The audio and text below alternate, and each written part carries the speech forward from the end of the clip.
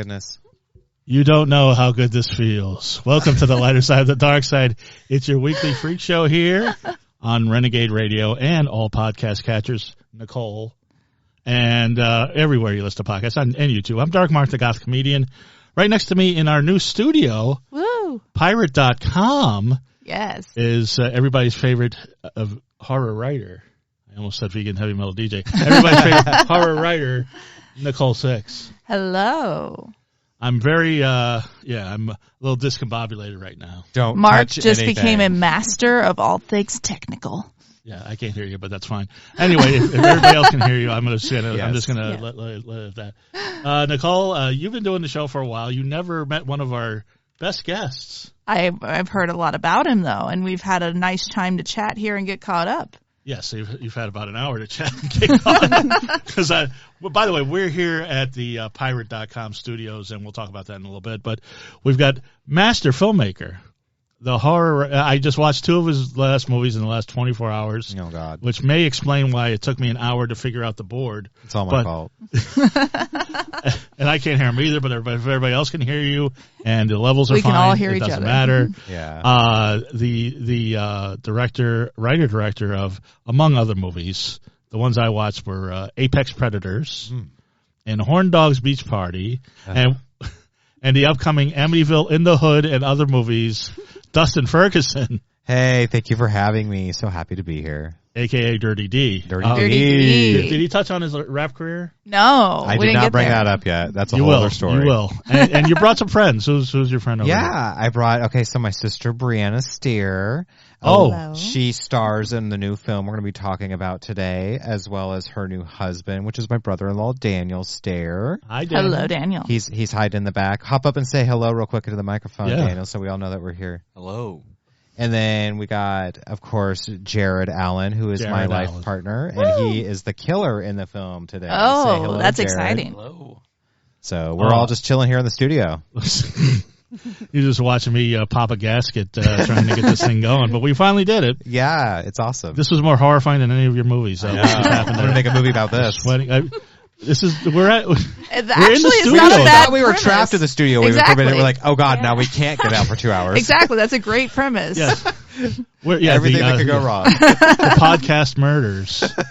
Amityville in the podcast. Yeah, it'll be the next one. We're at the Well, Pirate.com it's kind of like studio. escape room is how I'm feeling it, you Yeah. know, like people or devil. I totally probably wandered into a reality show and didn't realize it till later. Yep. Like, We this were is all a setup. Yep. Yeah, we're back in the studio. Actually, the last time we were in the studio was before the pandemic, Yeah. and Dustin called in. Yeah, it was a call-in. That It was crazy. a Meat Hook Massacre. Six. We Yeah. had all sorts of directors from Meat Hook Massacre, including I think one you fell out with since, but that's fine. We don't have to mention that. Yeah, no, who? I don't know who you're talking about. But we talked about the whole Meat Hook Massacre series. That's and, awesome. And everybody had to call in because it was a whole and now yeah, there was like 3 of us on a 3-way call. It was crazy. And now, so we're back. We're at Pirate.com studios at the Silver Lake, and there are some good things and some bad things about this. I like the way it's laid out. Yeah. I like that we're left to our own devices, but part of the problem is we're left to our own devices. I was going to say it's a double-edged sword. The door codes are deadly. Mark had to be an engineer You and a get, tactician. and you get half a second after you enter the code to open the door. Exactly. You have to get in there fast. So, Gotta be fast, and you have Mark. to- You have to be a ninja. So anyway, before we get started, and we're going to talk about all sorts of things and some of your favorite stars and their demands and all sorts of goody. things. Nicole, we have to talk about our sponsors, of course. We Oh, have yeah. to. My friend just asked me about it because he's like, I've been meaning to try Audible because I'm going to be on the road for a while. I'd like to listen to some audiobooks. I said, there's a free way you can do that. Go to audibletrial.com/DMS for the Dark Mark Show. audibletrial.com/DMS. You get a free book, free 30-day trial, and access to hundreds of thousands of Audible originals. And you can get, and podcasts too. They have podcasts on there too. Anything you can want. But they have one of the Audible originals for free. You can listen to as a radio play of Alien 3, Ooh, nice. starring Lance Henriksen. This was the one that was written by William Gibson, the cyber author that they never used. Wow. They acted it out with Michael Biehn, Lance What? Henriksen, all-star cast. You get that free. audibletrial.com/DMS. They also did a play of The Sandman with an all-star cast as well. So whatever you're into, they have everything from Shakespeare to smut. Audible Trial. patreon.com/DMS. By the way, second week in a row, Nicole, somebody's starting to fall asleep right at the beginning of the show. Oh, dear. But, I know Dustin, he parties. So we're going to talk about partying a little later, and I'm surprised you're not drowsy. But I forgot to bring some for everybody because I only had 2 left, and they both dropped inadvertently and sprayed all over my tragic apartment. accident. I was looking forward to trying it. If you need energy, if you're getting drowsy like Dustin is, I should have had one for you. Raze Energy Drink, the best energy drink out there. RAZE, Raze Energy Drink. You can't get it in the stores. You can't get it in, you got to get it at gyms, GNCs, or use our code, which is in the description of the podcast and on YouTube, for 15% off a case. I need to get a new case. They have Baja Lime that tastes just like Baja Blast at Taco Bell. I want better. that one. 0 calories, 0 carbs. What?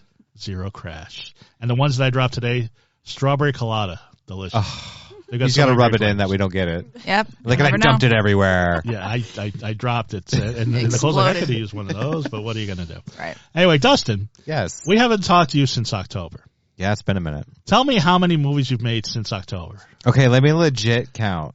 Because it's been like a movie a month plus like 2. So we'll say October, November, December, January, February, March, April, May, June. We've done like 10. That's about right. That is incredible. Because I just finished one, and we're doing one now, Doll Killer 2. And I just finished a sci-fi shark one with Eric Roberts we'll talk about. And then I'm about to start the zombie one next month. Wow. That's fantastic. So you've done 10 movies since last time we talked, last October. 5 months? Yeah. That's amazing. Wow. No, it's been more than 5 months, right? October, November, December, January, February, March, April, May, June. If we go to it's like June. 9. So can you name all the movies? I would have. Okay, yeah. So around the time we talked, then was Me Hook Massacre 6, right? Right. And so then we went into the pandemic. I know that I did The Last Roommate. I know that I did Axe to Pieces. I know that I did The Beast Beneath. Then we did Angry Asian Murder Hornets, and Ebola Rex, and Arachnado, Ebola Rex vs. Murder Hornets, Arachnado 2, Demonoids, and now we're doing Doll Killer 2. These sound amazing. Like, they sound like amazingly terrible, but like in the good way. And there's Bubba's Dead, so there's 11. Right. 11 Bubba's Dead, movies. the final Meat Hook Massacre? Yeah, Bubba's Dead, the Question final mark? massacre, yep. We were talking about Ebola Rex while we were getting the technical details handled. Dinosaurs. And just sounds amazing. Well, how did he describe it to you, Nicole? It is a T-Rex that gets Ebola and then goes crazy on a rampage, just like if he had rabies. So you either get Ebola or you get eaten. Yeah, pretty much. That's You pretty much it. There's no No winning. So what was it like growing up with Justin in the house when you guys were kids? I can only imagine. Yeah, he was Breana. very much the big brother type, I guess. He liked to look after us. Oh, really? Liked to do his own thing at the same time. Yeah, I'm pretty sure of that. Because you see that you always have that little kid energy here. I can't imagine what you were like as a little kid. Yeah, I was a spaz. Very into horror movies and music videos. Yeah. Good stuff. Showing me lots of weird, obscure things. And Did you now, imagine while this she's is how here. he would make his living? I didn't think back then when I was little that he would be a big time director in Well, California. trust me, he's not Big yet. time, but, big time. We're getting there. Hey, he is I am good, yeah, impressed I'm with the amount of content you've put out. That is huge. Like, thank you. definitely impressive. He It makes doesn't seem he fair. makes Clint Eastwood and Spielberg and Roger Corman at his peak look lazy in comparison. What can I say? Well, Like you this said is it, not me. This is an interesting fact. So James Pattinson is the wealthiest author in the world, and that's because he puts out so much content. That's so where I'm eventually you're It going accumulates. exactly. And I'm hitting that point now because I've done like 112 or 13, and so now all the royalties are all coming in and everything's kind of accumulating. And it's just easy. like everything I do just adds to the pile now. That's so smart. Well, I heard that James Patterson doesn't write his own books. I don't know how he puts them out so fast, to be honest. You're the only other person I've heard of putting stuff out as fast as James Pattinson. Well, we're in an era now with self-distribution, you know what I mean? It's like it's so easy for me to literally like shoot it today, edit it tonight, release it tomorrow if I want. That's you know awesome. what I mean? So it's like every other month, pretty much. As opposed to putting this podcast together, which took me 3 hours. Like you're like, Jesus Christ, I could have shot 5 movies. I know. We already wrapped a movie. We should have We been shot a making the while you movie. were doing that. By the way, Exactly. this is during the pandemic that you're doing all this. Yeah, well, that was the thing because at the beginning of the pandemic, well, before the pandemic happened, like every year I always announce all the movies I'm going to do for the year. And so I had announced like 8 movies that I'm like, here's what we're doing in 2020. And then like a month later, the pandemic happened right before we were going to do the zombie movie, Hell of the Screaming Undead. So like literally less than a week before the shoot, I had to call it. I'm like, okay, we have to all wear masks, social distance. Like there's no way this is going to work out. We're going to have to put it on hold. So when I did that and I postponed the movie, I kind of freaked out. I'm like, this is how I earn my living. What am I going to do? And so I came up with the idea of these pandemic movies because I'd seen things that were done over Zoom or people where they'd self-film things and be edited later. So we did a movie called 5G Zombies where it was like I had this wraparound of like a zombie outbreak and then I got all these people around the world to film themselves as if they're trying to survive a zombie outbreak and then we construed it together into 5G Zombies. And then that's what gave me the idea. I was like, shit, I can just do movies like this. And then so we did Angry Asian Murder Hornets. They were actually in that. They self-filmed something. We did 5G Zombies too. Yeah, and 5G Zombies too. Yeah. Yeah, I forgot. Yeah. And so, so I just got a lot of people around the world to pitch in. And so we kind of shot a whole bunch of movies that way where I would sort of do like the threadbare plot where we get like the few main characters and do like a day or two of shooting with just 1 or 2 actors somewhere. And then everything else would be death scenes where it'd just be people filming themselves and we'd have the CGI, put it together, make a 70-minute movie. I did that like once a month. That is so cool. And so what was the first movie that you did that he roped you into? I think it was Terror at Black Tree Forest. The third one? Black Tree Forest 3? It's See, the he one on knows. Halloween, right? Where you're the cheerleader? That we shot on video? I thought we did one before that with Jacob as the killer. Oh, that was the Horror House movie, Horror House 3. It became the Horror House Cult Murders. She got killed by a killer in a Nixon mask. Oh, That's wow. what you're talking That's about? the one I'm thinking of. Yeah. That was in 2008. Wow. And I flew from Washington. So he's not a crook, he's a murderer. Yes. And have you always wanted to be an actress? Or is just him like... Dustin kind of drags me into it, but I really learned to love it. I like the word drags that she uses. 'Cause he's my brother, you know. We Yeah. I like to know. do things And she's my together, sister. But I love doing it. There's going to be a lot of awe moments like this. Yeah, it's very cute. I want to make it happen. But I have to tell you, and there's so much stuff going on. So what are you prepping now? Okay, so, well, like I said, they're here now in town because we're filming Doll Killer 2. We did a little filming today down at Santa Monica Pier. They did like a date scene where he took her to the pier. And then the movie, it's a holiday horror movie because the first Doll Killer took place on Halloween. So this one takes place on the 4th of July. Nice. And so tomorrow we're going to film when we go to look at the fireworks, in Lake Elsinore. And that's basically our last scene for the movie. So then the next one I'm doing after that, I'm doing 2 films. I'm doing finally Hell of the Screaming Undead, the zombie movie. Right. Because we got Robert Mukes from House, Dolls, and Corpses. So Great. we did a few, and Lynn Lowry's in it as well. And then my next movie for Wild Eye, I can't say the name of it, but I can say that it's a giant killer ape in the vein of King Kong. Nice. Okay. So it's a King Kong mockbuster. All right. So it's like Yeah. I Ding can't say dong. the name, but that's Yeah. what it is. Ding Dong and the Ape. Yes. Yeah. Pretty much. Yeah. That's pretty much exactly it. Yeah. Godzuki versus Dong. You'll have Yeah, exactly. And they're more fun though, because you can make those on a fraction of the budget, and they do so well. Like that's Oh, yeah. In the last year since I've been doing those, that's what changed my career. Because there was a time in the beginning of the pandemic, like when we did Murder Hornets, they said I got on Drudge Report because I was the only person in the world making a movie, Right. and so that got all over the news. And so I think that really helped it elevate my career going the route that I did, doing these weird mockbusters. I mean, the slasher films like we're doing now, that's sort of my love letter stuff. Like I can do those in between because I really want to. I have the passion for them. But those other ones are what have made me the money to be able to do this full time completely. So I love basically, it. you have this new conservative audience. Yeah. It's weird though, because it's like I never saw myself I always made fun of those kind of movies like Sharknado and stuff. I'm like, oh god, those are Yes, trash. Island movies. Yeah, and now here I am I did Arachnado. Well, you did Arachnado. Yeah, 1 and 2. So it's like, it just happens like that. But I'm so glad I did because it taught me how to work with CGI in a different way of filmmaking, and I really was able to streamline it doing those movies. Are you sure Drudge wasn't just hitting on you? They might have been. Yeah, you better watch I out. think man. they're That guy's got a lot of money. I think they were excited to have something about the Murder Hornets because, like, whatever Yeah. happened to those? We got all these threats about Murder Hornets. It was kind of like the nothing Killer happened. Bees in the 90s. It's Yeah. like they did come, but it wasn't the big thing that Right. they thought it was going to be. And that's what the movie was. It's about exploitation. That's why I made the movie. Yeah. It's exploiting. That's what, when we did Ebola Rex after that, I was like, well, what's the next headline? They were talking about the Ebola virus coming back, and they were talking about dinosaurs experimenting with chicken embryos to make T-Rexes. Yeah. And I was like, boom, put them together. Real fast, I want to throw in here. They're doing something super creepy where they're trying to splice pig DNA with human DNA. Oh my Well, they've been doing goodness. that for years. Yeah, but like pig DNA is very similar to human Pig DNA. people? I saw Honey Boo Boo. It's been doing creepy. that for a while. It's I don't even want to think about what would be born out of that. It would want to die. Like it would be hideous. Yeah, and it would sad. probably just like be born in pain. And agony. Yeah, It'd be like the Invasion of Body Snatchers with the dog with the human. Yeah, with the on human face. Oh, that's so creepy. Ooh. Ugh. Weird. Still creeps me out. We don't need to be doing Yeah, that. they need to stop. Just stop.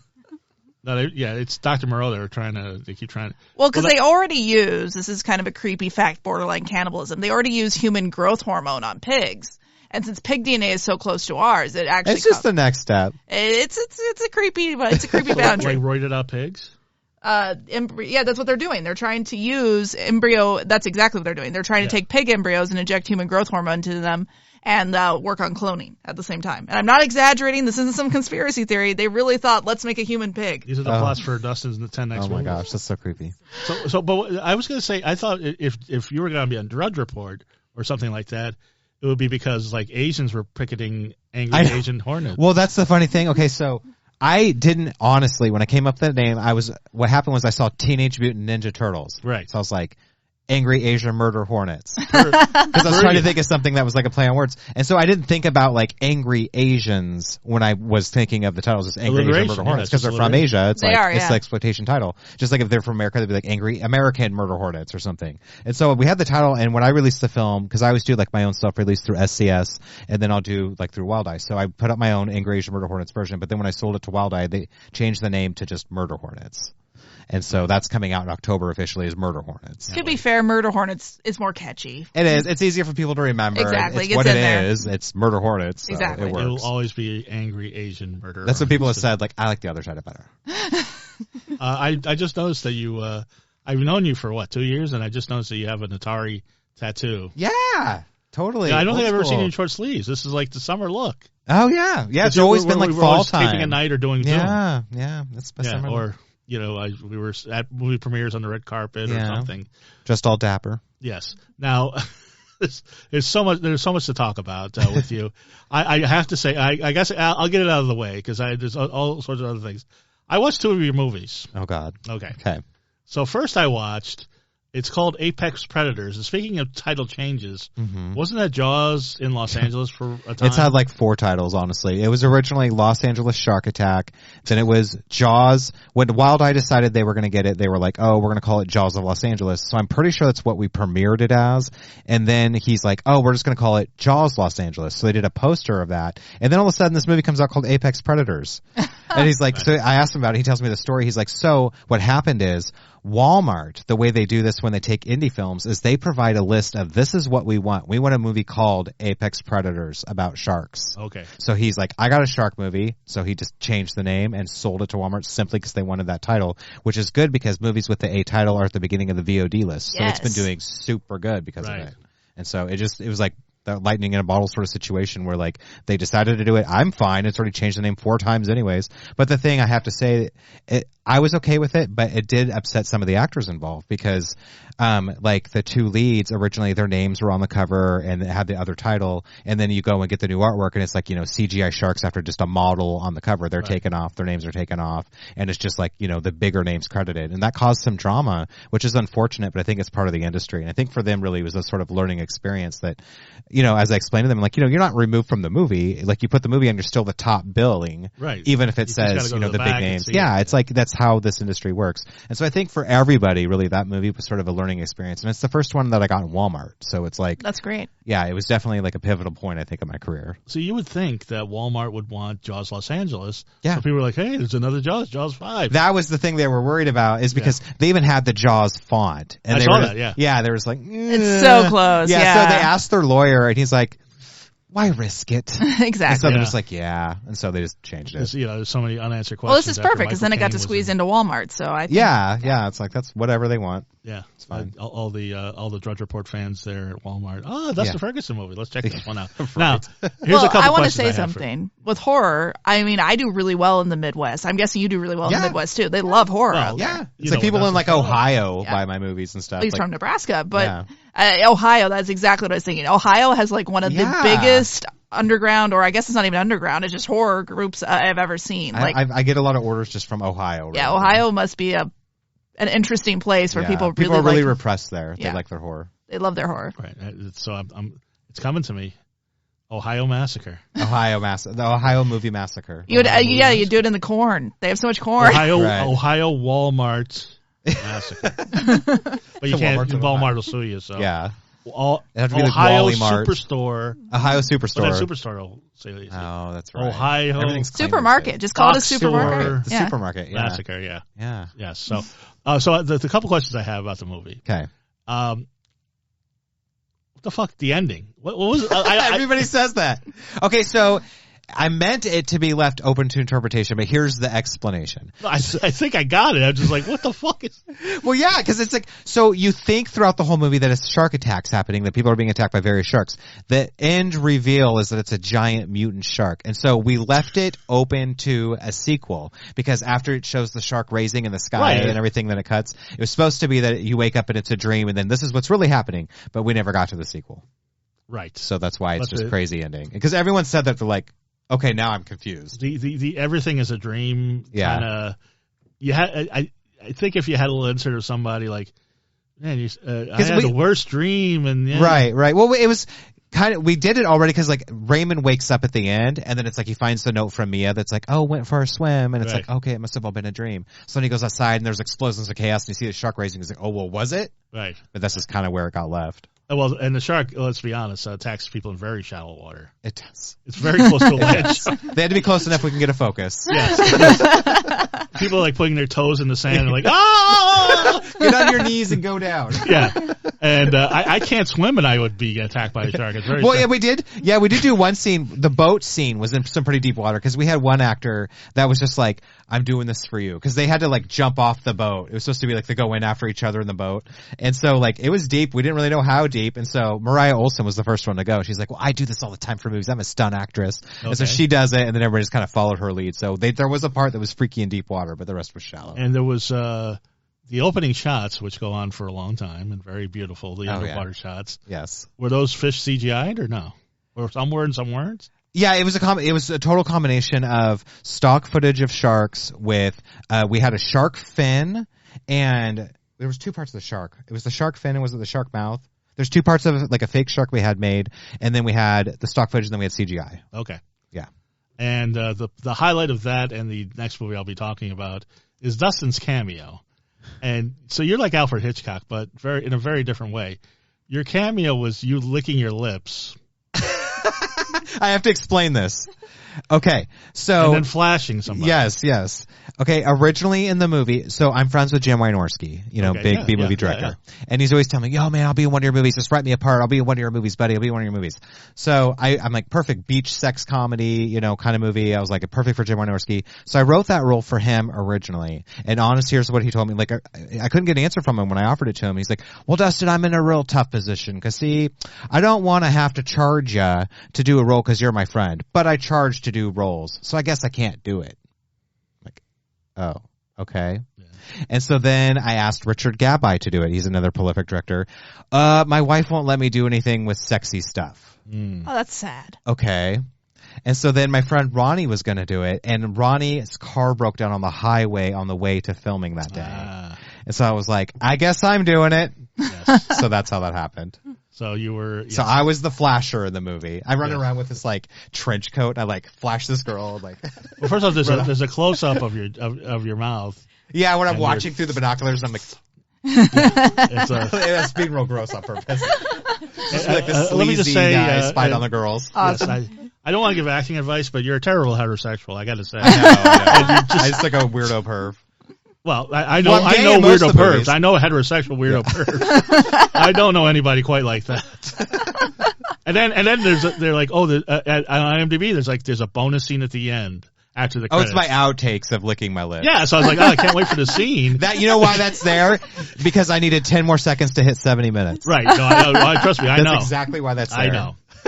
And this movie this is probably the one movie you were not proud of. But I did watch it today. Oh, God. It was Horndog's Beach Party. Yes. Now, if there's somebody who's an audience for Horndog's Beach Party, it's me. Yeah, it was made for you. Now, I have a few. I'll tell you why it was made for me. Actually, you did deliver on some things, because the wet T-shirt contest that supposedly takes place at a party, although you can totally just tell not. it's 2 women in the studio. Yeah. The women are like so goth. Oh, like one girl, you can see the veins in her legs. She's one so girl pale. doesn't It's shave even. The 2 most pale women you could find are doing the wet T-shirt contest at the Venice Beach Party. So here's Mark's the thing. saying that because he enjoyed that. I enjoyed it. And then one of them, I was looking like, she was doing the wet T-shirt thing, and I was like, does she have a lump on her nipple? And it's like, no, she's got nipple rings. Like these girls were that's so me. Okay, so so I wanted to make, this was when I first moved out to California because I'd never made anything other than horror and science fiction. And so this producer approached me, Henrik Kudo, and he's like, hey, I've got a little money I'd like to give you if you want to make this beach comedy since you live out near the beach. I'm like, yeah, let's do it. And he's like, here's the thing, let's do like a throwback movie like USA Up All Night style. Right. And so we were going to go do this whole thing where he's like, I want it to be a PG-13 sex comedy where it's like they're in bras and panties instead of being naked and topless. You know, like we do a lot of PG-13 crude humor and everything. I'm like, okay, cool. So I go and do this whole movie, and throughout the process of it, we're talking about adding some host segments. I'm like, you know, why don't we do some like Rhonda Shear kind of segments because I can get Donna to go around Hollywood and make it all like just like USA Up All Night. He's like, no, I think it'll distract from the movie. Just do your thing. So when I go in, I make the movie and I turn it in, and he paid me half of my money up front, and he's going to give me the other half when I turn it in. And he tells me when I give the movie to him that it's an incomplete film. He's like, this movie's so bad, I don't consider it a complete film, so I'm not going to pay you the other half of your money.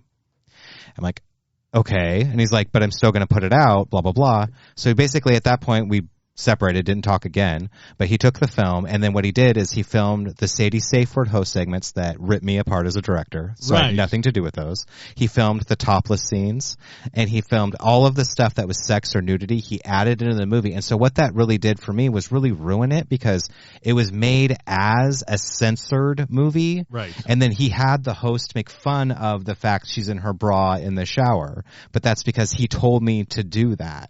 Right. No, I understand it. Yeah. So it's like, so that's the question I had is the Sadie safe word. Yeah, I had nothing to that. It was honestly, was and that supposed to be in the movie, or was that like a? I had. He didn't even tell me about that. I got a copy of the movie in the mail, and I'm watching it, and it just comes on. I'm like, oh, he decided to do host segments after all. Yeah. And as it's going on, it's getting so mean. It was very. And mean. I'm just like, I mean, I got kind of teary eyed on the second one. I'm like, this is embarrassing. I can't believe he did this to me. And so I messaged it to him. I was like, dude, I didn't know you were going to do that. He's like, we try to stay light spirited about it. Well, it was like an Elvira sort of thing. It was a dominatrix, but a little meaner. But it was like the torture of how bad the movie was, and it's like, so I guess that's the angle they went with the film. I'm okay with the film itself. The only thing I guess I don't really like, it's fine that he added all that. What I didn't like was that he took out the soundtrack because I used a bunch of classical music that was like in Ren and Stimpy. Right. And so I had all of these scenes the humor was based around the payoff with the music. And there's also a scene at the end where they're having a beach party. There's supposed to be music playing. So I had all my actors going like moving their mouths like they're talking, but they're not really talking because I told him there'd be music playing. So he took out the soundtrack, put in his own soundtrack, so then it didn't match the humor of the beats, and then the party at the end, there's no music. Right. Wow. They're just sitting around with their mouths moving and like nothing's happening. And so it just looks like a poorly made film because of it, and so that's why I don't like it as much. Except the one highlight of the movie, except for the goth. Except for the goth, which you had wet t-shirt which contest you had that nothing you liked, to do with. that I had nothing to do with. Is they're like, okay, let's have the party. The whole thing they're trying to get and Donna Lee Heising was very Donna's great in it. I love Donna. Yeah. And of course we had Troy Froman, I have to say that. And we got Alana Evans. She had and Brink Stevens. Yep. Yeah.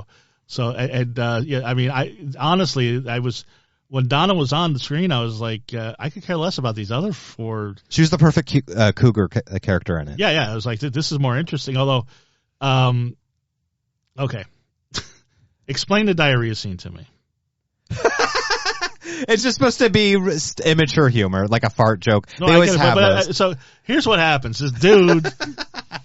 I gotta explain this movie. I'm analyzing. I actually forgot all about. I'm analyzing Horndog's Beach Party. Yeah, because you filmed it 2 years ago. Yeah, that was ages ago. 50 movies since then.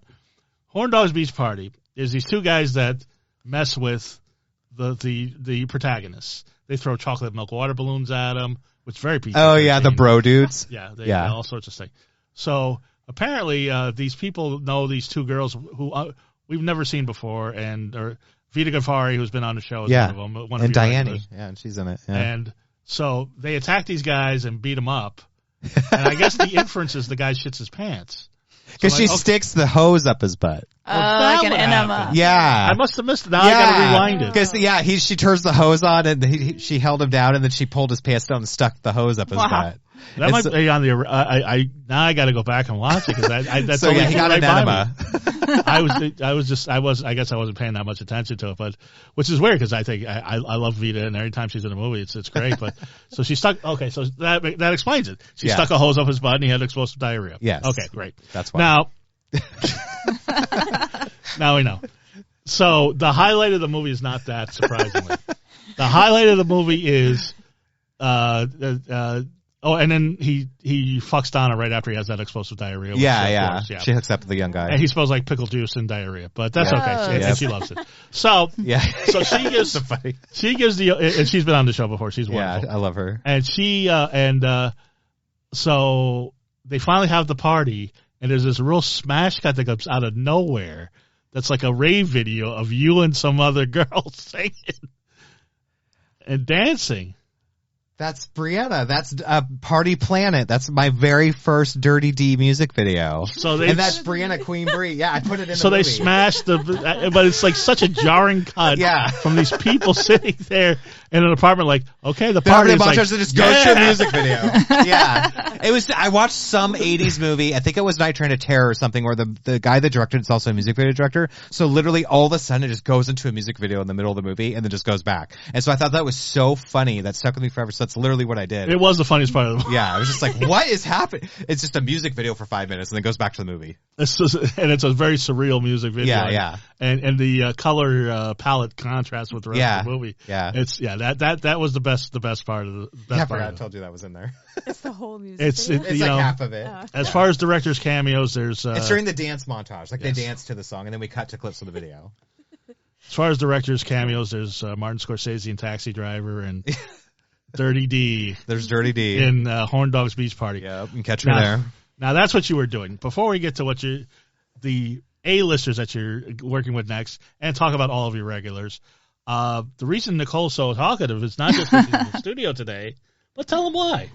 Well, today I had a couple of edibles from our sponsors, Renegade. What is it? Renegade Radio. What are they called again? No, the website. She forgot the sponsor. They're really good edibles. No, I don't know the website. To the Anyway, I know it's Renegade Radio CBD.com. Okay, there we go. The website's not up yet anyway, so you can't order these. RenegadeCBD.com, I believe. RenegadeCBD.com will be easier to remember. Okay. So I have Renegade Kush at home, and I have Renegade CBD products, and there are these amazing chocolates that they come wrapped in little pink chocolates, so like they're almost like their little Valentine's Day chocolates. And then they also had some honey sticks. So I had a couple of chocolates and some honey sticks before I came over. I bet you did. Yes, I did. That sounds really good. They're really delicious. They taste great. We can. We talked about actually a couple weeks ago. We talked about hooking up. Queen of the Static Opera musical act with sponsorship with that. I will put you in touch with Charlie Renegade. Maybe you can figure something out. Yeah, that'd be cool. Product placement or something. I'll put it in my movie if we can have some. Yeah, exactly. So I'm sure he would be lucky to send you a box. Cool.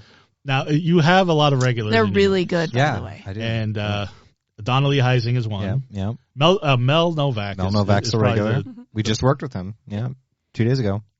Yeah, how's he doing? He's doing good. He still gets around. We filmed 2 different movies with him that day. We filmed his scene for Doll, of course, his scenes for Doll Killer 2, and then his scenes for, what was the other one? Oh, the sci-fi shark film that I can't say the name of. Right. There's now Doll Killer. Yes. I didn't see the first Doll Killer. Is it out yet?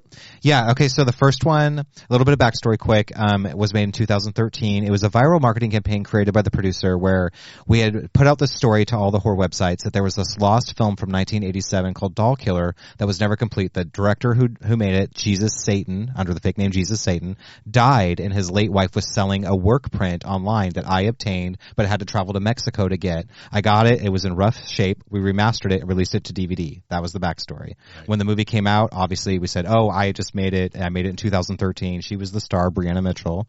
And so we made it a complete period piece so that when people watched it, they really believed it. Like we shot it with video, and we degraded the quality. We made sure all the cars in the background, all the outfits everybody wore, the dialogue, we had movie references from 1987 as jokes, everything. And so we set that then. And so we decided now that Breana and Dan were able to come out to California, I was like, well, let's do something fun like old times. Let's do a doll killer too. And we can set it, since it's been almost 10 years since we made that one, we made this one a 15 years later sequel. So it's sort of like Halloween H2O, where it's like all this time has passed. She has a new life now in Southern California, and the killer follows her out there and stalks her.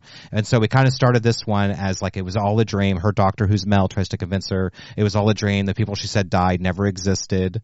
And so what's fun about that is in this one, when she sees the killer throughout the whole first half of the movie, you don't know if it's real or not. So this one's a little bit more surreal than the first one was, which I really like. Nice. So you still live in Nebraska? Yes, currently. So you fly out here to L.A. You want to experience L.A. Is this your first time here? Yeah. Well, I've been to Disneyland and he's putting you to when I work. was little, but Yeah. Every day. You have to do these podcast interviews. You got to film movies. You got to do radio shows. It's a jam-packed week. It has been. What do you think of Disneyland? I mean, has he shown you any sights? Disneyland was when I was like 5. Oh, okay. He showed me. We went to Santa Monica Pier. Yeah. Oh my God, there's been so many things. Well, we just walked Hollywood. We went to Oceanside the first day. Yeah. We've done hiking a couple different times. Nice. Yeah. So how does a doll killer stand up to, say, Doll Man or what's the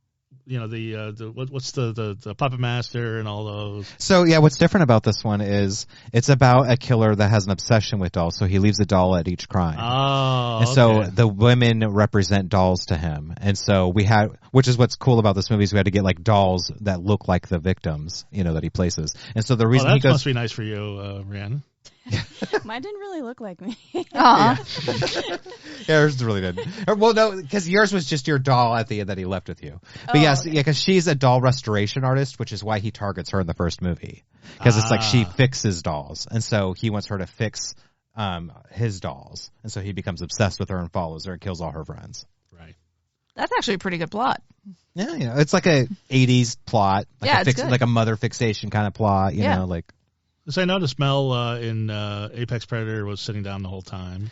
Yes, he's getting older, and so 80s, I think, right? Yeah, he is early 80s. So I don't want to really put too much workload on him, because I know that in Apex Predators we did have one scene where I felt so bad, where him and his son in the movie have to walk down a hallway, and we're like filming from the front, right? And there was one line of dialogue, one of them kept missing, and so we ended up having to do the take 6 or 7 times. And I felt, super bad having to have him do it, over and over because, he's an older guy, but he was such a trooper, never complained. It came out great in the film, and you'd never know. On camera, he always looks great. So. And how did you meet him? It was through Joe. Yeah, it was actually when we made Nemesis 5 back in Nebraska. Aki Elong, who was a connection through Donna, was supposed to play the leader of the Red Army Hammerheads, and he actually fell ill just before shooting, and so she recommended Mel. She's like, well, I have this other friend, Mel Novak, that Joe also manages. Maybe you could consider him. I reached out to him, and he flew out and did it, and that was the first time I worked with him. I gotta get Mel on the show. Mel's so great. He'd love to be on it, I'm sure. Yeah. So he's been in so many movies. He's a cult actor. He's probably his most famous. He was it Enter the Dragon? It was one of the Bruce Lee movies. Oh yeah, Bruce Lee's Game of Death. Game of Death. Yeah, he was in Game of Death. He's been he's been going for forever, and he's in so many cult movies and keeps working. I mean, you and Harley keep putting him in movies. He just told me 2 days ago. He's like, "This is my 13th movie with you." Wow. Like, dang, it is. Lucky 13. So. Did 70-some or 60-some altogether? Yeah. That's how many movies he's done altogether. He's done a lot. Yeah. So what was it like acting opposite him? It was fine. Yeah. I mean, he's really nice, and then every time he cut, he'd give me a big smile, like we did a Mel was job. flirting with you. I know, I think he was. She's like, every time we're done, he'd just smile at me. I was like, he's just being a sweet old man. Yeah, no, we've had a couple guests in their 80s, and they always seem to flirt. Yeah. They always. Hey there, little lady. Can I get we had Jimmy Angel, the 85-year-old rockabilly singer, and he was flirting hard with Hannah, and then we had We had Frank Sinatra's opening act was on last year, and he's in his 80s, and he was great. Oh, jeez. He was just flirting like crazy too. But apparently, he was a little more of a nice old man flirting than weird flirting. But Right. Anyway, so and Donna Lee Heising, who we've had on, she's always in there. And Robo Woman. Mm-hmm. Now you're familiar with Robo Woman? I am not. Oh gosh. Yes, so you wrote that for her. I did. It was her vehicle. And here's the other thing that you may not know, Nicole. Okay. He makes like Atari style games out of his movies. Oh, That's yeah. awesome. Yeah, I have like Nintendo games out and Atari games out for my games. That's so much fun. Yeah, Robo Woman's a Nintendo game. On Nintendo we have LA Shark Attack, Robo Woman, and Meat Hook Massacre, and then on Atari I have a Bolarex and a Bolarex's Murder Hornets. That's great. Yeah, like physical carts and everything. That's so much fun. Yeah, he loves the physical. Like you were hearing. Well, because it's all about the merchandising. I mean, that's really how you make the money. Like I can go make a movie and sell the movie, but if you make a video game and a T-shirt and this, action, because we have action figures and all sorts of stuff, and it's like then it always keeps it alive and it turns it into a franchise. I like that. Yeah.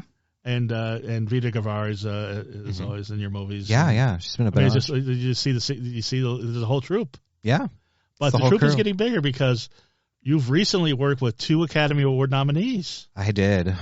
This last year, I worked with Sally Kirkland in the Stephen King adaptation of The Woman in the Room, and then I worked with Eric Roberts on my recent sci-fi shark film. Yeah, and I know you talked about the whole Stephen King thing, but Nicole, tell Nicole, because who's the biggest Stephen King fan, it's the whole true. Deal, how you were able to license his property.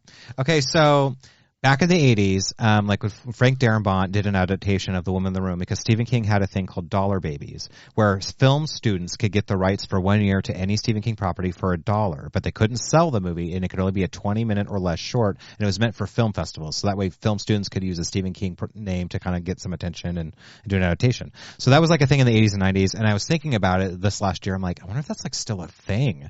And I looked up and I found it. It's like a website that's barely working, like you can tell was made in the early 2000s. And I was like, I'm just going to email them. I'm like not even a film student or anything. I'm like, I'll just tell them I made movies. I'd love to just do this for the experience and get to work with, Stephen King and stuff. And so I messaged them and told them everything. And then they responded like, yeah, as long as you don't sell the movie, let's go for it. And so Stephen King himself sent me a contract I had to sign and mail back to his address. And I had to send him a copy of the finished version. And so I have the rights for until this October. I can screen the film. That's amazing. Yeah, so I got Sally. I wouldn't allow it because it's Stephen King. So I'm just like, this is going to be my big thing. So I got Sally Kirkland. She's the dying mother. We got Rocky Gray to do the music, who's from Evanescence. Okay. And he also did the artwork for it. And we got a lot of producers on board. We spent a lot of money and got some real sets. So I'm real proud of it. Awesome. And it's already won one award for Best Actress for her. That's great. That's great. Yeah. Now, Sally Kirkland, if you don't know, was nominated for an Academy Award for Anna, but she had been working since the 60s. Oh, she's been in so much. And she's been in so many movies. Yeah. But her career just kind of ebbs and flows. And she was at JFK. She was at Net TV. She's been in so many things. And she was David's mom in Roseanne. Right. Remember his like abusive drunk mom that slaps him? That's Sally Kirkland. She she's been. I mean, she was in the TV version of Valley of the Dolls. I mean, she's been in so many weird things. Yeah. She's so spunky. She still acts like she always did. She's just like trying to be sexy mama. No, she was in Playboy when she was like in her late 50s. Yeah. Wow. And she's 70s now, I think, right? Mm-hmm. Yeah, she is definitely. Yeah. But she didn't look like sexy mama in the pictures that you showed me when I saw on Facebook because she was in her. Oh yeah, I mean she's like dying in a bed in that. But I mean, like, typically she's, if you look at her Facebook feed, all of it's still photos from the heyday. Oh, sure. I don't doubt her. Yeah. And somebody else I would long to get on the podcast, but she never responded. Oh, really? But what are you going to do? But what was it like working with her? It was very intimidating, honestly, because she was probably the biggest name at that point I had worked with. And so I always kind of take this attitude that, like, it's whatever they want. I got them for a reason. I'm going to make it comfortable for them. So, and that's really what it was. It was like we made sure she was comfortable. She didn't really have any demands or anything, but what we had to do, what was interesting, I've never really experienced with an actress, was she would have to get the cameras rolling and the audio rolling because she would build up to it. Right. She would, like, evoke emotions where she'd, like, recite things that made her sad or angry, like, out loud and really get worked up and be like, okay, now! And then she'll just go into it. Wow. And so it was just like, okay. Scary. So that, it was like really intense watching her, but then that gave such an incredible performance. I mean, that's how she delivers. For sure. That's very, Very method. Yeah, it's old school completely. And so it was really admirable to watch that kind of process, because you're really a certain type of actor, like a classically trained actor, to be able to do that. And just to see it all in motion, her just recite these things from the 70s that happened to her that were real upsetting, and just get so worked up and then just be like, let's do it. And then she's just on point. It was really cool. She wasn't, was it when Bob Dylan broke up with her? Was that one? That was brought up. Really? Okay. And at the time, she has an assistant. She usually has assistants help her. And there was he was an actor that I actually knew, Michael, and she was real upset because I think it was about a week later he's going to be moving back to South Carolina or North Carolina. So of course she yells that while she's trying to get upset, and he's in the room right there. So that was a little awkward. And of course nobody said anything. And then afterwards I was like, that must have been awkward. He's like, yeah, it was really embarrassing. Fuck him. Action. Like, I am so mad that he's left me. Okay, I'm ready. It's like, okay. So it was interesting. And have you gotten any feedback from Stephen King? I haven't heard back yet. I'm nervously waiting still, because I would have been about a month ago that I sent him a copy of the movie, and I imagine I'm he's sure busy. He's got other things to do. Yeah. But so it's interesting because they just did a Stephen King Film Fest about a month ago, because I guess there were so many people doing them right now. There's been some buzz and rumors that there might be a compilation put together. So I'm really hoping so, because we got a lot of good feedback on ours. So I have a lot of faith that it'll do well if it gets out there. Very nice. That is really cool. Thank you. I mean, would you say that this was the, since you had somebody like Sally Kirkland and other actors, I mean, did you say this is the most professional production that you've done? The most? I would say that one and the Sci-Fi Shark one I'm doing, because I really had to bring up the level on both, like intentionally. Right. So yeah, that was definitely the first biggest one. Because I was also gonna ask you that, how many takes do you do? Usually it's. If it's good, I don't need to do more than 2. Usually Right. I have 1, and then I have 1 for safety, unless we're messing it up, and we'll keep doing takes. That's the thing. So many people get so nervous working with me for the first time because they're like really unsure. They're like, I don't know. Are you sure you got that? And it's like, the thing is, I started as an editor, and so I know how the edit's going to be. Right. And so I'm not going to take 4 takes if the first 2 were good. We're just wasting time, because I'm going to use the last take anyways every time. Right. It's always take number 2 or 3, whatever we do. And so I'm able to just bang it out like that, because I'm very efficient in the way that I do it. We do our couple takes and just keep moving. And a lot of times we just leave the camera rolling and just keep going through it, like we've been doing with Doll Killer. Right. So, I mean, has it been awkward that you've done the line a different way than he wanted and he had to correct you? It's not awkward. I mean, I feel like I mess up sometimes, and he'll just be like, cut, you're supposed to say this, and blah, blah, blah, and I'll just be like, oh, right. Like, what I'm saying is taking orders from your brother. It's fine. Like, you stupid bitch, you screwed it all up. He's never mean like that, so that's good. I'm going to tell Mom. I don't think I'd be having so much fun with it if it was like that. And your husband has fun with it too? Yeah. Well. Yeah, hi, how are you? Hi, hello. How's your experience being acting on a Dustin Ferguson? It's been remarkably easy. I would say that there are times where I do infuse myself, but he's always been okay with it as long as it makes sense. Right. I always want to be true to his version and his vision of what he's got going on. But no, it's been a dream, and coming out here and doing it again, because we've done things out in Nebraska before. Right. So are you guys want to become full-time actors? Yes. I can see you guys. Awkward silence. Yes. I mean, she has a YouTube channel, so. Oh, now you tell me. She does. Yeah, she has a cooking show. I we actually filmed an episode of it. Breana, what's a cooking? Yeah, tell us what is the name of your YouTube cooking channel? It's called Breanas Bananas. Oh, I love that. Oh, it's so cute. I thought it'd be catchy and easy to remember, but I just cook things, and it's kind of like I kind of act like Julia Child in a way, if anybody knows who she is. Okay. Yeah. She's kind of like clumsy in the kitchen. Yeah. But she shows all the mistakes and how she recovers, and everything turns out okay at the end. Okay. That's good. I have to say it's really unique. I'm really proud of it, because seeing her take on something creative on her own that I'm not, controlling, it's just interesting to see where she comes from, because I'm really impressed. I watched the first episode, and not only just is it edited together and put together like a show, she has all these little cute quirks where it's her little one-liners, and she has a word pop up or little jokes she goes back to throughout it that make it really interesting and unique. And I think that once it really finds its audience, it'll get out there for sure. Nice. And then you would probably get a show on Food Channel, and Yeah, that's the Yeah. dream. That'd be great. the next Rachel Ray, you'll have That'd be awesome. an I love empire, Rachel Ray. and then Dustin will have to beg you for money to make his movies. Can you fund my next movie? Yeah. So, but That'd be you the want to be game. an actor too, or you're just, or she's the ham of the two of you? Well, she's the one who really took the initiative and just started doing stuff, and I think Right. that's the first thing that she really, is proving to me how easy it is to actually just do something. Right. There's effort into it for sure for her, Right. but the fact that she's just, I'm just going to do it. I'm Right. like, oh well, I should just do something. As And opposed so- to me showing you how hard Exactly. everything is. So I personally would like to do like voiceover work. I'd like to do. I've been thinking a lot recently. It's like, what if I voiced anime? That'd be interesting. That'd be great. And I'm a big fan of air-conditioned studios. So Okay. Yeah, that's been fun for them.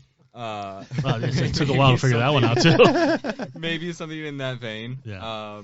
But my day job is a smoke shop, so.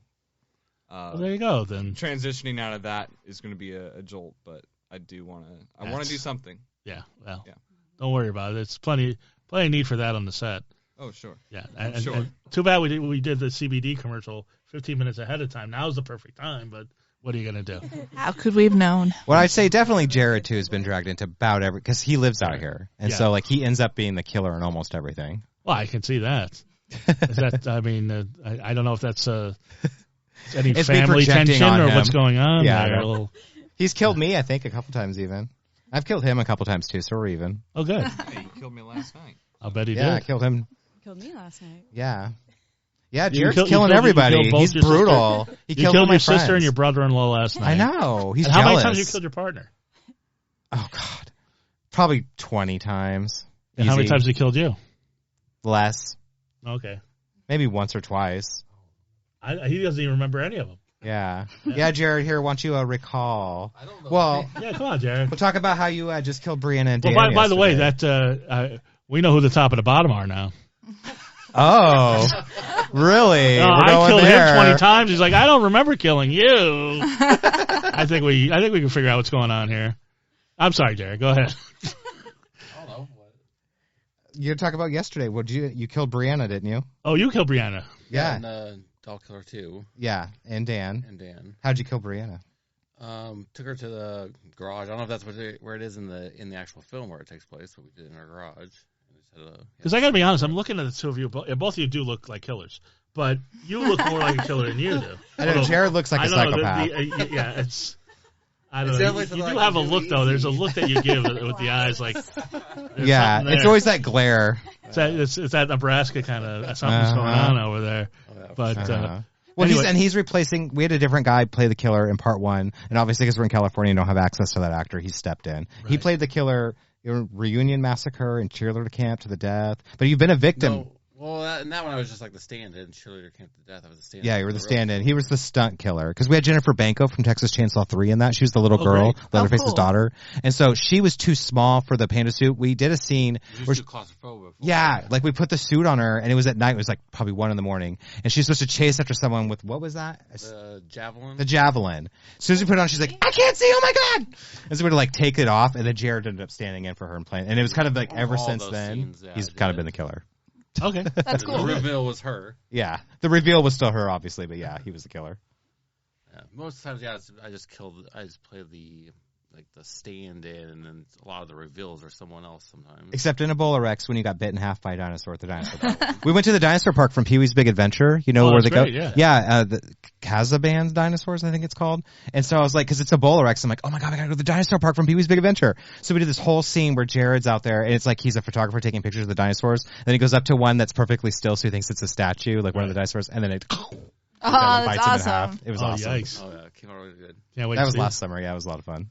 So, Ebola Rex and Ebola Rex 2 have not been released yet. Well, so far, Ebola Rex, Ebola Rex versus Murder Hornets. Ebola Rex just came out it did come to out. DVD last week. Okay. Oh, yeah, great. yeah. All right. So it's out now. Okay, great. Now, the other Oscar nominee that you've been working with, Yes. you don't just cast your partner and your family. No. You just work with, and I saw the pictures to prove it.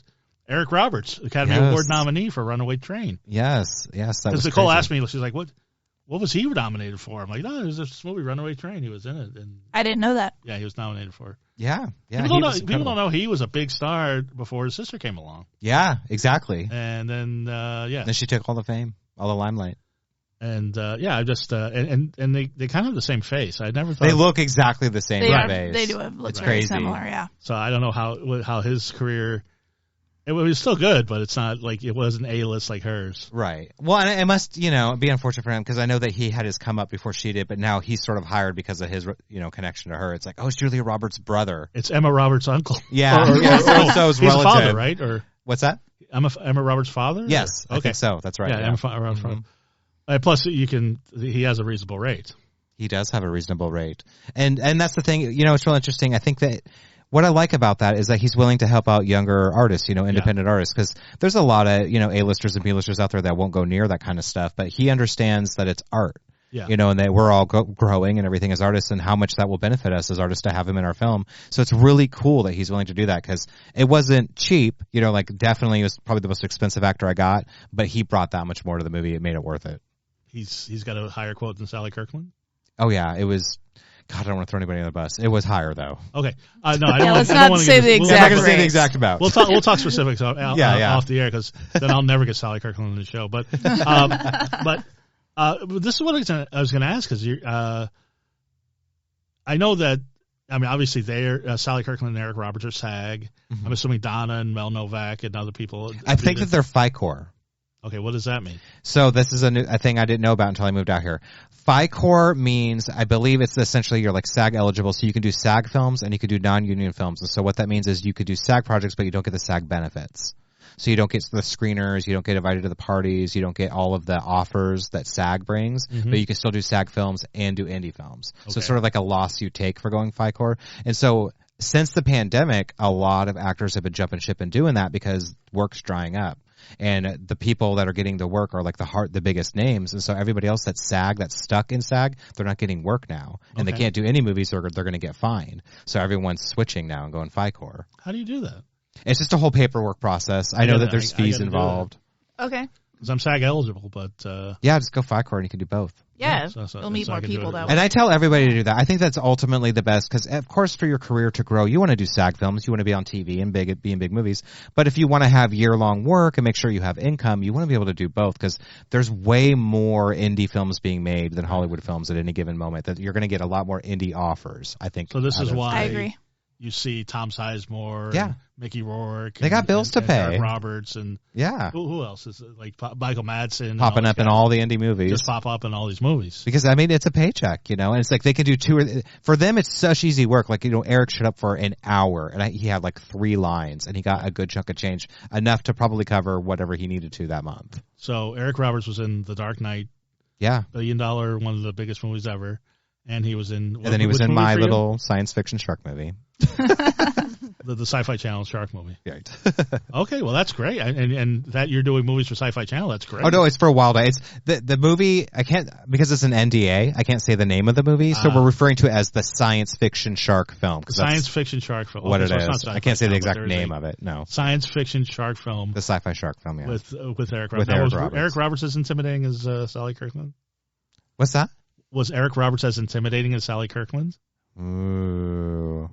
I think he was a little more intimidating. Really? More just because I got to know her really like a lot over Facebook. Like we were Facebook friends for a couple years. That's the thing. That's what made me reach out to her. She was like commenting on my stuff out of nowhere and like supporting me. And I didn't even know who she was at first. Mm-hmm. And I looked her up. I'm like, oh my God, that's Sally Kirkland. And so like she was a little bit easier. She was more motherly about it. Like, oh, so you didn't even know who she was until like. Yeah. I mean, I knew who she was. I didn't know her name. Like I watched her on Roseanne. I'd seen all these things. Mm-hmm. And then when she was liking my stuff, I didn't realize that was the same person until I started connecting the dots. And so I felt like she was more motherly. Like when she was on set, it was just kind of like, I felt like I kind of already knew her. So it was easier. She had her ways, but I didn't feel that intimidating. Mm-hmm. It was more Eric where it was like, because I told you, I think before the interview, like he was a little standoffish at first till he warmed up. And there were certain things, like I know he wanted bananas and dark chocolate and, Starbucks ice cream tea and everything he had. So that makes it intimidating because I never had an actor that had a list of things that they wanted on set.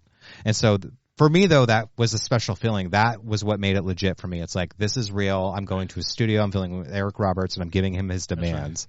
How much more real does it get? Yes. I've got an actor. He's being being demanding. Yes. It's Hollywood. And yet. No, he turned out to be like, he just needed to loosen up though. Like, yeah, it was warm up. like, yeah, cause I mean, and I can be the same way too around a group of people. It's like, if I don't know anybody, I might not be talking, but then it's like, once you get to know everybody, you can't shut up. Yeah. But that's pretty much what it was like. It was like, once we did a couple takes, cause I think he has to fill out the group. Like, you know, I got this Samsung, S21 and I've been filming on it cause it's 4K. Okay. So I was so intimidated to bust that out in front of him. I'm like, oh my God, he's going to see my cell phone. I think I'm shooting on like a little cell phone. And so I was like super embarrassed. I was going to like fake it and have a fake camera that he thought we were filming on that looked bigger. Right. I was like so worried about it. But then I think once he saw the process and saw the quality of the shots and the lighting and everything we were doing, he's like, okay. And then he got into it. And so then by the end, I was real nervous because I was like, oh, you can go now. You know, you're done. But he's like, no, I'll stay and take pictures. Oh, you want a picture? You want a picture? I'll get a picture with me. Nice. Yeah. So it was super cool. We got like 1 billion pictures with him. That's great. Yeah. So what's your favorite Eric Roberts movie besides that? Probably The Dark Knight. I would agree. Yeah. I mean, well, and he's best so of best of the too. best. Yeah. Obviously. Oh, there's also, I don't remember the name of it, but I liked him in this pirate movie. Oh, I don't know if I've seen him. He was in a pirate movie. Somebody listening to this podcast will probably know what I'm talking about, but he was really good in that. Right. Yeah, I just, it's just weird because with him, he was very, like, his 80s performances are very spastic. Mm-hmm. Pope of Greenwich Village, the Runaway Train. Right. Which he got an Oscar for, but he's like, Dice Clay used to do an imitation. He was like, hey, I'm Eric Roberts. And now he's like really stoic and just. Yeah, he's very reserved. Right. Yeah. And, you know, we also, I got to mention too, we had Scott Swartz on the film, and he was also just a dog killer too. He was Flick from A Christmas Story, the guy that licked the pole. Oh, that's great. Yeah, I didn't know he's like still an actor or whatever. And so, a friend of Joe Williamson's, Julianne Ream, she actually hooked us up with it. She was kind of the one that helped us too with like Eric Roberts and stuff. And so she got him, and we had him. He had a bit part in the sci-fi shark movie. And then I reached out to Joe. I was like, I really liked working with him. And honestly, and I'll go ahead and say this on the air, I felt like, because of Eric Roberts' presence, there was so much focus on him that a little bit of focus was taken away from everybody else. Right. Because it's like, obviously he's done more work than Scott has done, but at the same time, Scott's in A Christmas Story. I watch the movie every year of my life. Right. You know, like I've seen that guy growing up. And so I felt so bad. I was like, man, he was a little overshadowed. So I reached out to Joe. I was like, hey, can we get him back for Dog Killer 2? I'd really like to give him some more attention. I really want to talk to the guy. I felt bad. So we just worked with him 2 days ago, and she got to film a scene with him for Dog Killer 2. That's great. How was a that? lot of fun to work with. He was very animated. Every time he did a scene, he would come back to us and just do like a dance. Yeah. And he would always ad-lib something like, there was a scene where she walks out of the asylum room and he's just supposed to like turn to the doctor and like give him the clipboard. But as soon as she walked out, he's like, that bitch is crazy. He just like added that. And he was just doing stuff like that. I'm like, I'm leaving that. That was good. And then he's like, God, that's my sister, you asshole. Yeah. He said something about, how big is that dude's dick? She can't stop thinking about it after 15 years. Oh, the killer. Yeah, the killer's dick. Something like that. Yeah, she just can't stop thinking about it after 15 years. I don't know. I haven't seen the killer's dick. I mean, it's in your movie. I don't know. I don't know if I have. Yeah, Breana has it. Right. I was going to say, well, who knows, but I don't want to, he's giving me the eyes now. He's like, yeah, my dick's fine. Don't worry about it. My dick's just fine. No, but another of your favorite actresses that you work with that I have to give myself a little props for helping you with. Stacey Nelkin was in one. Oh my gosh, yes! From Halloween 3, from season Halloween of the 3. Week, your favorite horror movie. You know, the female star of Halloween 3. We got her. It was in the sci-fi shark film, actually. Because that's the last time you were on the show was when we interviewed her. Oh no, it was the one I did before that. It's a flying dinosaur movie, and that one we had Butch Patrick in it. Who? Eddie Munster. Oh yeah, so you got to work with Eddie Munster and Stacey Nelkin. Yeah, because in a flying dinosaur movie. Yes. I can say the name on it here. It's called Quakeosaurus. It's about Quakeosaurus. It's about an earthquake that hits Los Angeles, and a prehistoric dinosaur comes up out of the cracks and of course terrorizes the city. And so we have Butch Patrick play the mayor in the film, and then Stacey Nelkin plays the scientist because she's in New York, she did it over Zoom, so he has a video call with her in the movie. Right. So that's great. I got her in the movie. I had to order her a lab coat and send it to her, like get her size, and she had like, coach her through filming it and everything. She's so cute. Yeah. And it came out so good. And it's just like, because Halloween 3 is just like my favorite movie. Right. Like I could just last year we counted down our favorite horror movies. Yeah. What was your favorite? Yeah, and we did a whole thing with her. And so, like, it was such an honor. I owe you so much for that. Thank you so much, because that was so incredible, just seeing her in one of my films. Because we did all these Halloween 3 references where he's like, oh, I'm upset you didn't make it to the Halloween party. And she's like, sorry, I was a little tied up. You know, and like we did lots of references to Halloween 3. Robot, she loved it. Robot references. Yeah. And her father, you know, her father missed the party, and you know, just all these little things. So yeah, she's cool. She's so wonderful. And what do you think of Halloween 3? It's okay. You're one of those. No, I'm not. I'm just a slightly different generation. Yeah. So I have like 90s horror movies and like early 2000s and stuff like that. But in the Halloween timeline, I was born in 85, you know, so I've all right. slightly different. But you're friends with John Carpenter, so you got the original's always the best. Oh, okay. That's the right thing to say. I agree with that, but that's definitely the right thing to say. Right. Well, part 3 is the last one he was essentially involved in, though, too, because he did the score and produced it. So not too bad. And Butch Patrick from the Munsters. Yes. How'd you get him? Through Julie Ream, who helped us. That was my first time working with her, and she got him for us. And so I gave her an associate producer credit, and she got me him to be in the film. And so it was sort of a bit of a strategic move, because I had heard through the grapevine that Rob Zombie was going to be working on the Monsters remake. Right. And so I was like, we can time it just right with the press, where we can get some hits with Butch Patrick. If we do this. Well, he'll probably cameo in his. Yeah. And so what was cool was like the next day after I filmed with him, Rob Zombie put up a video on Facebook hanging out with Butch Patrick riding in the Monster Mobile. That's awesome. I'm like, oh man, he's totally gonna be in the movie. That's great. Yeah, it was so cool. That's so good. Let me ask you something. I've never asked, I've always been meaning to ask you this, but have you ever like looked up like Roger Corman or somebody like that? I know you've worked with the Shout Factory, and I know you've worked with Lloyd Kaufman. I feel like there's this weird barrier, like something's keeping me from being able to work directly with him, because I've worked with everybody that's worked with him, and I have all these connections to Roger Corman, and the media has called me the next Roger Corman, and there's all these things, and there was a Roger Corman contest I participated in last year, and it was just like all these things, but I haven't met him yet, and I'm so stuck on it too, because I feel like he's the reason I do this. He's who I want to be, but I know he's getting up there in age, so I'm worried that my days could be numbered to meet him. Well, you have worked with Trauma. Yeah, and I've worked with Trauma and Lloyd. You met Lloyd. Yeah. Almost everybody but him. Yeah, that's because I was like, you'd be perfect to work with. No, I need to work. If anybody out there hears this, you mentioned Coppola, Scorsese, Debbie, right, everybody, and but see, I've seen him around at the red carpets and stuff, and so now that COVID's kind of getting over and that stuff's happening again, I imagine now that I'm out here, I'll run into him eventually. Okay. And I'll harass him to work with me. Can I give you a better answer to your question about my favorite movies? Because, like, I feel like I'm friends with James Wan, and I'm also friends with Eli Roth. And, like, that's what I was trying to say. Like, I grew up. Yep. I'm not trying to name drop. I'm trying to say I grew up. We know Stacey Nelkin. Yes, you do. I was just explaining that I grew up at a slightly different time, because I was literally born in the middle of the 80s. But my first entry-level horror film was Return of the Living Dead. Oh, love it. It's so good. Like, it still stands up in my opinion. Yeah. How about part 3? I like part 3 too. Just put all the piercings and everything through. It's so badass. I've never seen any of them. I still haven't. Part 3 is so cool. I've been busy watching your movies. You're right. Locked away watching Dustin movies. Yeah, I'm watching Horndog's Beach Party. But Tarman is such an iconic thing from the horror films. Well, what's your favorite Halloween? Is it the first one? Yeah, it's the first one. And I really like the new one, though, too. Not the Rob Zombie one. The Blumhouse? No, the one that... 2018? Yeah. Yeah. Like, because that was their return, and I know how proud they were of it, and it really shows in the work, because, like, John hadn't been directing for a while, and then he comes back, and I thought it was a fucking masterpiece. And I love how they were, like, getting all on gun control about it, and I saw this meme that said, what is she supposed to do, force feed him Activia to death? Because Jamie Lee Curtis is doing all the yoga commercials. That's so funny. Yeah. Anyway, so Dustin, as always. But it would be the first one. Yeah. And I don't know if you know this, but on the phone, when she answers the call, that's actually John Carpenter's voice on the other end. Oh, really? Like breathing? Yeah. Oh, wow. I didn't know that. Which harkens back to Halloween 3, when they were on the call. Jamie Lee Curtis is on the phone. There you go. You know, and there's also a moment in Halloween where Annie's walking up to the bush, because Michael's is standing behind the ledge. You see for a second some smoke, and it's a joint smoke from John Carpenter on set.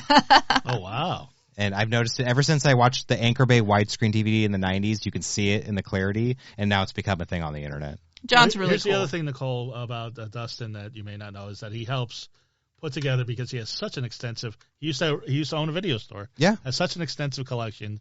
You help put out box sets for Shout Factory. Yeah, including the Friday the 13th, which I just worked on Friday the 13th. Yeah, I did a bunch of work for that. It sucks only about half of my work made it on there, because there's so much drama with the rights with Paramount. Everyone's so upset with Paramount because they have pretty much gone on the record saying they will not release uncut Friday the 13th movies. Right. They put out part 1. They're like, nope. And so they will release them R-rated with supplements as extras, but they will not put the extra scenes in the movies. So Shout Factory brought me on, and I edited an uncut version of Part 8, which is the fan favorite one everyone wants to see uncut. Takes Manhattan. Yeah, it was so censored. So I have a version I made that's about 20 minutes longer, has all this footage from B-roll, work print, all this different elements to make a complete uncut version. So you're like a really good editor. That would be your biggest I started, secret. yeah. Like Sleepaway Camp 4 was like the thing that brought me into the business.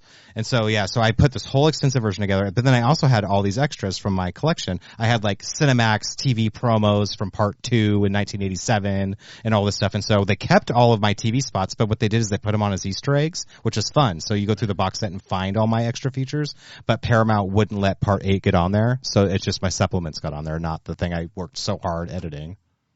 So what's the next Shout Factory box set you're working on? Well, just before that, I had worked on the Critters one, and there's rumors that there might be a Silent Night, Deadly Night one brewing. I don't know. We'll see. Sounds cool. Always something going on. What do you think of Dustin? I like him. Thanks. I like you too. Thank you. Anyway, where does the time go? Oh my gosh. It's just flew by. It's almost 7 o'clock. Yeah. We got to get out of here. But Dustin, tell everybody how to get a hold of you, what movies you got coming up, and everything that you want to. Well, on Facebook, I use just a regular Facebook profile, Dustin Ferguson. You can find me on Instagram as the Only Dirty D. As I said, we are working on Dog Killer 2, which actually comes out next month. This coming Tuesday, Demonoids comes out, and we are currently wrapping my sci-fi shark film for Wild Eye, and then next month we start Hell of the Screaming Undead. Awesome. Nice. And listen to Breana Bananas. And MC Dirty D. Yeah. All of your streaming? Yeah. Yes. Oh, I should have mentioned my new Dirty D CD comes out tomorrow. I got to say that real quick. Yay. Fresh Prince of Hollywood is my new release. It comes out tomorrow on all the streaming services. It's gonna be okay. I'll listen to it this week then. Cool. I can't wait. And you've been such a delight. Tell everybody how to get a hold of you and what you've got going on. Your husband's still giving me the weird stink eye, but it's okay.